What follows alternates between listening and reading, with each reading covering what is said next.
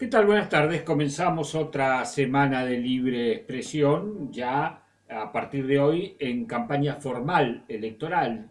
Ya se lanzó de cara al 27 de octubre, así que deberá empezar a armarse de paciencia cuando vayan entrando los spots publicitarios, los anuncios, las promesas.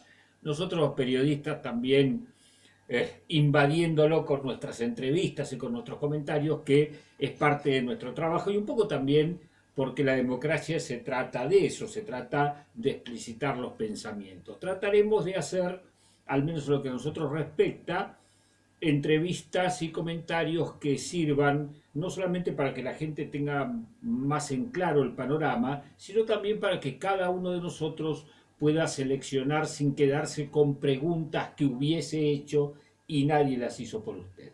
Trataremos de cumplir con ese mandato. Mientras tanto, hablemos del escenario de crisis en que se va a desenvolver este proceso electoral. Un escenario de crisis que va a afectar a los candidatos, sobre todo a los candidatos que tienen anclaje en proyectos nacionales.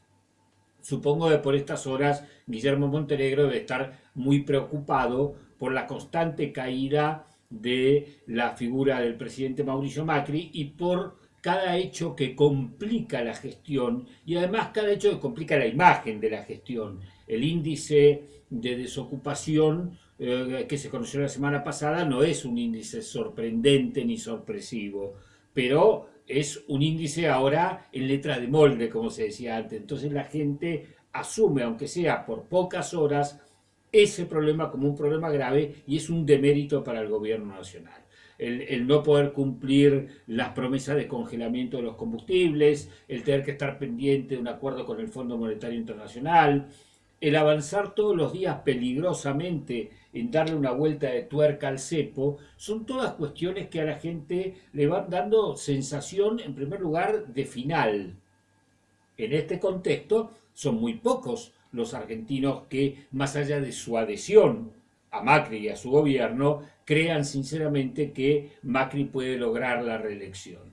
Y esto afecta a los candidatos locales.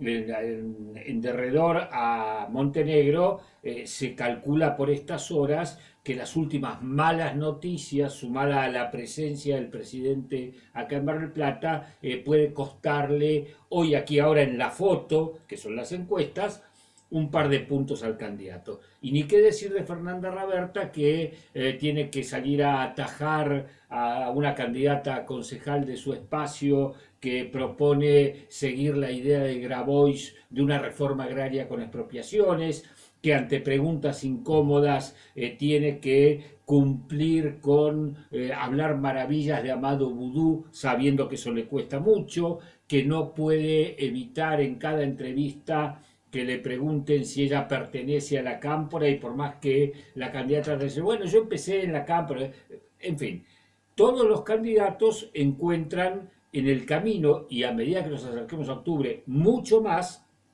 dificultades de campaña que el escenario de crisis que hay en la Argentina, crisis económica, crisis institucional, crisis política, va agravando. Mire, hoy a la mañana hubo en el Consejo Deliberante General Porredón una jornada en la que estuvieron presentes, invitados por concejales de las diferentes bancadas, comerciantes y empresarios de los rubros gastronómicos, hotelero, presentando quejas sobre un tema puntual, pero que bien lo podemos tomar como parte de una tendencia general enferma.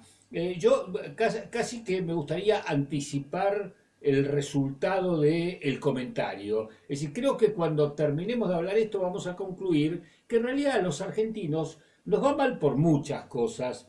Nos va mal por egoísmo, nos va mal porque no tenemos capacidad de sacrificio, nos va mal porque no tenemos criterio de conjunto, nos va mal porque no tenemos objetivos claros, nos va mal porque tenemos una pésima dirigencia, nos va mal porque tenemos demasiada soberbia, nos va mal porque sobrevaloramos la verdadera riqueza del país sin darnos cuenta que la riqueza per se no genera más riqueza, que hay que trabajarla, pero creo que además nos va mal porque tenemos mucho de malas personas.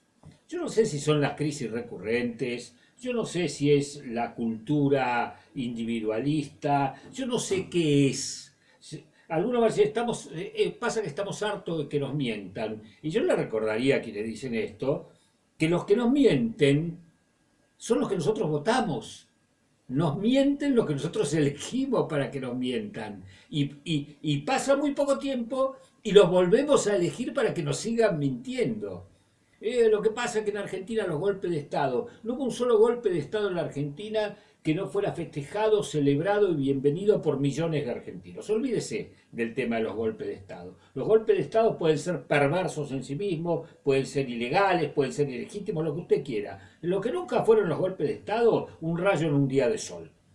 Los pedimos, los pedimos, los pedimos, los llamamos, los llamamos, los llamamos y después los aplaudimos. Después nos cansamos, como nos cansamos también de los gobiernos democráticos. Pedimos por el peronismo, nos cansamos del peronismo. Pedimos por el antiperonismo, nos cansamos del antiperonismo. ¿De qué hablaban hoy estos comerciantes? Porque ellos mismos dijeron, dejen de llamarnos empresarios. Es un sallo, nos queda muy grande, somos empresarios, somos comerciantes, somos dueños de un restaurante, de una confitería, de una roticería, de un pequeño hotel, dejen de llamarnos empresarios. Resulta que ellos pagan una tasa, es un tema puntual, pero que rápidamente lo hacemos extensivo a otros temas. Una tasa por el retiro de los residuos que se llaman los grandes volúmenes de residuos, que en realidad no son grandes volúmenes, sino que serían volúmenes comerciales. Pero ya se le pone grandes volúmenes para justificar lo que es verdaderamente un latrocinio del Estado. A ellos le calculan lo que tienen que pagar de tasa todos los meses, haciéndole una inspección allá por el 15-20 de enero. Entonces van a un restaurante y dicen cuántas bolsas de residuos de hasta 25 kilos, hasta 50 kilos tienen en la puerta. 10 bolsas. Bien, va a pagar todo el año 10 bolsas de 50 kilos. ¿Usted cree que en abril, mayo, junio, agosto, septiembre, ese restaurante tiene la misma cantidad de residuos? ¿Ese hotel que está a pleno el 20 de enero y cerrado o vacío o con una sola habitación alquilada durante los meses de temporada baja va a tener la misma cantidad de residuos? Hay una actitud que es una actitud falaz, mentirosa, yo diría delictiva del Estado para financiar los desmanejos de la política, porque en definitiva lo que tenemos que tener en cuenta que todo esto se hace para pagar los desmanejos de la política y una estructura del Estado para la que vivimos todos y que vive de todos nosotros. Por eso hacen las inspecciones el 20 de enero. Pero esto ocurre exactamente de la misma manera. La FIP hace el punto fijo para cobrarle a un restaurante ingresos brutos el 10 de enero, el 20 de enero. Un restaurante que ese día tiene 30 mesas y que de mayo a noviembre, diciembre tiene 5. Entonces, el Estado se ha convertido en una especie de secuestrador del futuro de los argentinos. ¿Cuál es el resultado, en definitiva? El resultado, como bien lo decían estos comerciantes hoy, es el cierre constante e indiscriminado de negocios en Mar del Plata, la pérdida de puestos de trabajo hasta colocarnos en el primer lugar del país en materia de desempleo, la cantidad impresionante de jóvenes que se van a, y no tan jóvenes, que se van a buscar su destino afuera. El resultado de este latrocinio del Estado en esta y otras y todas las actividades es el fracaso de la Argentina. Porque cada comercio que cierra son trabajadores que se quedan en la calle.